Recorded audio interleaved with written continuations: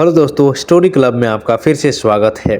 Story clubs की तरफ से नए साल की आप सभी को हार्दिक शुभकामनाएं। और इस नए साल के अवसर पर आपके लिए एक छोटी सी कहानी। अस्पताल के कमरे में गंभीर रूप से दो बीमार लाए गए। कमरे पर आने से पहले दोनों एक दूसरे से अनजान थे। इनमें से एक बीमार का बिस्तर कमरे में मौजूद एकमात्र खिड़की के पास था, जबकि दूसरे का बिस्तर खिड़की से दूर दीवार के पास था। खिड़की के पास वाले मरीज को उसकी बीमारी की वजह से दिन में कुछ देर बैठने की अनुमति मिलती थी, जबकि दूसरे मरीज को दिन भर कमर के बल बिस्तर पर ही लेटा रहना पड़ता था। दोनों अपने जीवन, परिवार और नौकरी आदि के बारे में बातचीत करते थे। जब भी खिड़की के पास वाला मरीज बिस्तर पर बैठता था तो वह उस दृश्य का वर्णन करता था जो वह खिड़की के बाहर देखता था। दीवार के पास वाला मरीज उसके विवरण को सुनता रहता था। वह बताता कि सामने एक बेहद खूबसूरत पार्क का नज़ारा दिखाई देता है।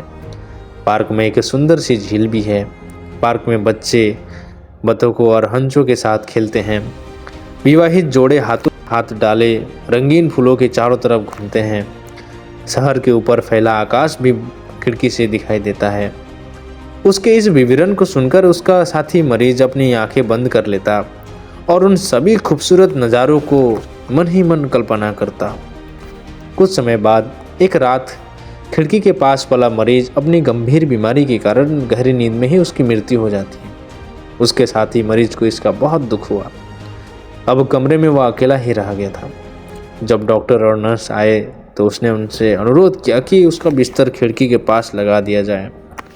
डॉक्टर मान गया। नर्स ने उसका बिस्तर खिड़की के पास लगा दिया। जब नर्स चली गई तो उसने किसी तरह धीरे से अपने आप को उठाया और कोहनी पर शरीर को टिकाकर खिड़की के पार दृष्टि को दौड़ाया। बाहर का नज़ारा देखकर वह चकित रह गया। खिड़की के सामने तो एक खाली दीवार ही थी, वहाँ कुछ भी नहीं था। और जब नर्स आई तो उसने उससे उन सभी चीज़ों का जिक्र किया जो उसका मरीज मित्र खिड़की के बाहर देखकर उससे बताता था। फिर जो नर्स ने उसे बताया उसको सुन के उसके होश उड़ गए। नर्स ने बताया कि मृत्यु को प्राप्त हुआ मरीज तो अंधा था, वह कुछ देख नहीं सकता था। संभवतः वो तुम्हें प्रोत्साहित करने का प्रयास कर रहा था। कहानी बहुत छोटी सी है, लेकिन इससे हमें बहुत बड़ी सीख मिलती है। रंग रूप के बजाय यदि हम अधिक मेहनत अपनी सोच पर कर ले तो सब कुछ बदल जाएगा। हम लोग हमेशा बाहरी खूबसूरती पर अधिक ध्यान देते हैं और अपने अंदर की सोच को खूबसूरत बनाने पे कम ध्यान देते हैं। यह सोचने के बजाय कि आप क्या खो रहे हैं, या सोचें कि आपके पास ऐसा क्या है जिससे बाकी सभी लोग खो रहे हैं। अपने दुश्मन को आप जो सबसे अच्छी चीज़ दे सकते हैं वो है क्षमा करना, और एक प्रतिद्वंदी को सहिष्णुता, एक मित्र को हृदय, अपने बच्चों को अच्छा उदाहरण, एक पिता को आदर, माँ को गर्व करने लायक आचरण, स्वयं को सम्मान और सभी व्यक्ति को परोपकार देना।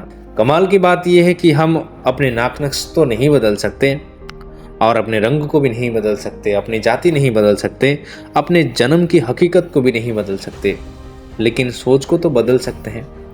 इसके बावजूद हम सोच को बदलने पर उतना ध्यान नहीं देते जितना ध्यान बाकी चीज़ों को बदलने पर देते हैं। जिसे आप नहीं बदल सकते उस पर रोने से क्या फ़ायदा। उसे बदलिए जिसे आप बदल सकते हैं, और वो है आपकी नकारात्मक सोच। इसके बदलते ही सब कुछ बदला हुआ समझिए। यदि आपकी सोच सकारात्मक हो गई है तो आपका रंग भी उजाला दिखाई देगा और शरीर भी सुंदर ही दिखाई देगा। सकारात्मक सोच के 3 महत्वपूर्ण पहलू है कि 1. क्रोध का त्याग करना और शांति का शरण लेना। दूसरा है दूसरों को सम्मान करना और उनके नज़रिए को मान देना। तीसरा है दूसरों की कमी ना देखना और चिंता का त्याग करना। चिंता का त्याग यानी जो चीज़ छूट गई उसका रोने से कोई फ़ायदा नहीं है। कहानी कैसी लगी हमें कमेंट पर ज़रूर बताना, और चैनल पर नए आए हो तो सब्सक्राइब ज़रूर कर देना। फिर से मिलेंगे एक नई कहानी के साथ। तब तक के लिए स्टोरी क्लब में आपका फिर से स्वागत रहेगा।